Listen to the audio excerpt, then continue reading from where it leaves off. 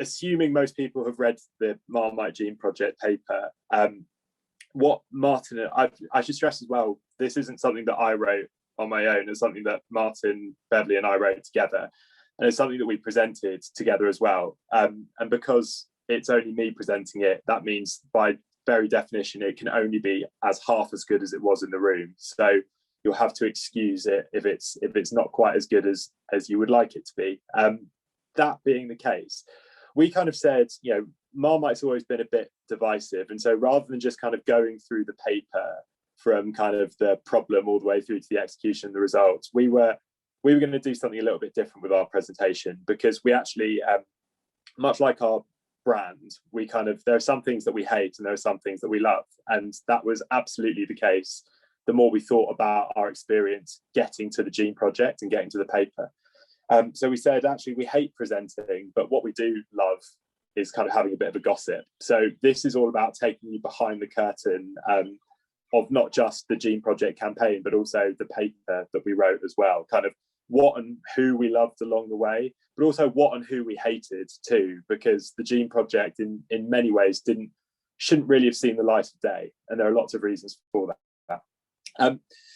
The first thing that we kind of started talking about was the fact that we love the brand, and we kind of love our clients too, but we also hate brand managers.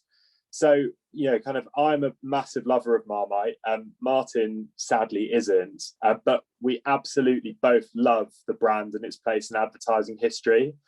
So when the new, at the time, brand manager joined in 2018 and said, I love the love bit, but I don't really like the hate bit. Doesn't it kind of alienate people?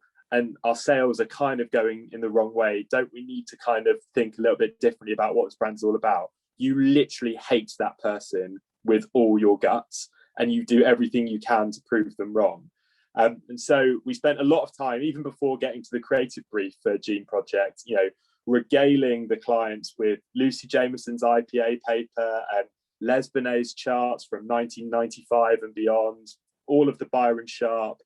But we also went a little bit further, and we did some kind of nifty, cheap research of our own to really, really win the argument.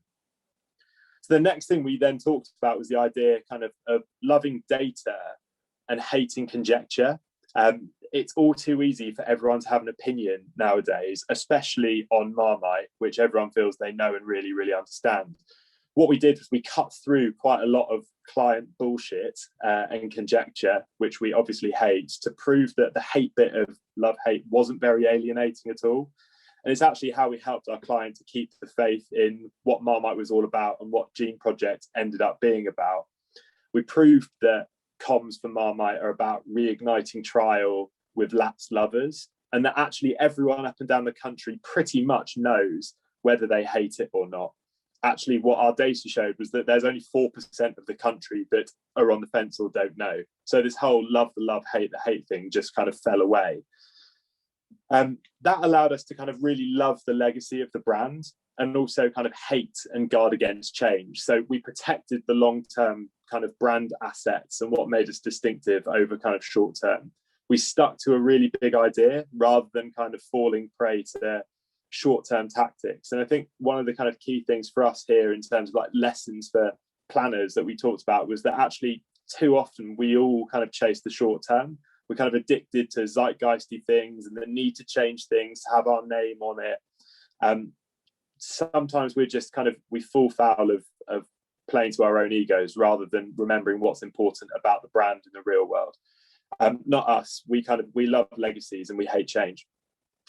The next thing we talked about was kind of loving families, but hating millennials / Gen Zers / boomers / whatever you want to call them. Kind of, we absolutely love families, Martin especially with his tribe of children and dogs. But we hate all of those kind of slightly uncomfortable terms that kind of get in the way of really, really understanding who your audience is.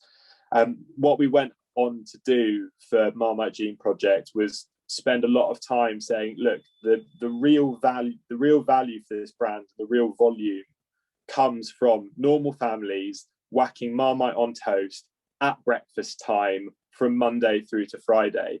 So that that was where we should be insisting on focusing. So you can see in the work, when you look at the TV, for example, on Marmite Gene Project, everything takes place around a family breakfast table. It was all about kind of tethering Marmite back to that key audience and key consumption occasion. We talked about loving jungles and hating zoos. So we didn't just kind of stay behind our screen and do kind of planning via Google, as helpful as that sometimes can be. We actually kind of went out and had breakfast with families in their natural environments. And that's where we really, really understood the problem for Marmite, as we kind of watched parents try to get breakfast in their kids' mouths before rushing them out the door. It was there that kind of we heard the insight that ultimately unlocked the Gene Project, which was parents talking about the fact that they hated Marmite, and so they kind of thought their kids would too. And that began to show us maybe there's an interesting way of talking about love and hate that we'd never really thought about before. That's all well and good. When it gets to the actual kind of idea itself, one of the things that we talked about is loving research but hating pre-testing. So once we'd got the Gene Project idea, which actually, in fairness to Unilever, the client absolutely loved and bought on first creative presentation, we put it through early qual and it flew through. But we really hated it when Millward Brown advised us that the animatic version of the ad wouldn't cut through because it wasn't emotionally engaging, and scored a deep, deep red on their kind of silly little 9 box. But fortunately, what we did was we reminded our clients that the best research kind of happens at the start and it happens at the end, and the stuff in the middle isn't particularly useful. And what that did was it allowed Unilever kind of the confidence and the conviction to proceed with the production, even though the kind of poor result in their pre-testing process suggested it wasn't the right thing. And that kind of brought us on to this idea of loving difficult but hating easy. So once we kind of were into production, this was about planning, rolling its sleeves up and pushing for the very, very best version of this idea. And that meant insisting that we do this for real. The research said people just quite liked it. It was quite a funny new Marmite idea. But actually, we were very, very adamant with our account team, with our clients, even with our creatives at time, that the best way for this idea to work was to do a proper scientific experiment, because we knew that would create PR and it would create earned media, and that would give us far more reach than we would only ever be able to buy with our paid. So we insisted on getting to know a Stanford professor who would do all of our research. We insisted on 8,000 hours of scientific analysis. We published a white paper. We made actual gene testing kits. We drove pretty much everybody insane the more we ended up pushing our campaign deadline back to get the best version of Gene Project out. But ultimately, difficult is sometimes worth doing because it leads to better, more impactful work that works more effectively. To that end, we talked about kind of loving fame and hating efficiency. We always love fame, and we try and kind of push our work to be the most famous headline-grabbing versions that they possibly can be, because it's the key to effectiveness, not a creative indulgence. So you absolutely lose your shit when you hear media agencies pitching a highly digital, efficiency-driven media plan to your client for an idea that actually could be so much bigger. So again, what planning was there to do was kind of fight tooth and nail to ensure that effectiveness had a seat at the table and won the day instead. So we made the argument for big TV spots in the biggest shows, such as Britain's Got Talent. We made the argument for a proper PR push behind the science, not just the advertising, so that we became a headline and a talking point on TV. And we made sure that there was a really strong retail campaign underpinning everything. So actually the idea came to life at shelf. And kind of for us, these days, too many planners tend to stop at the kind of the media plan. And too often that media plan is either a bit lazy, or it's a bit traditional, or it's innovative in inverted commas, but ultimately ineffective. And our job as planners is to kind of steer the balance and to get the best of both worlds. And then the last one, which doesn't even work, but I can't believe we said it, was we said we love creativity and we love effectiveness. Gene Project was the 7th most awarded creative campaign in the world in 2019, which was great for our kind of fragile egos, but it was ultimately incredibly effective too. So we created a really famous campaign that punched above its media budget. It kind of generated a huge PR spike. It reached over kind of 2 billion people in its first 24 hours through earned media alone. it kind of restored good relationships with retailers, particularly Tesco.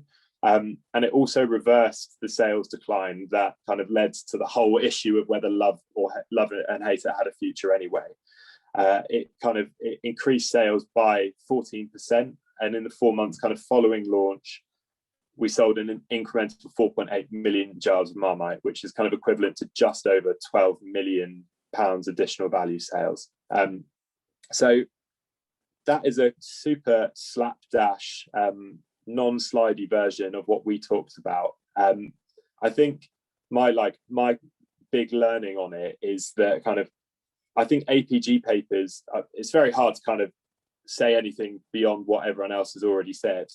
But the biggest thing that I would add to it is that APG papers aren't won by finding clever ways to talk about your 9 to 5 in your day job. They're won by demonstrating how you as a planner go above and beyond just doing good planning, to really, really going the extra mile to make work better, to make work more impactful, to find a better insight.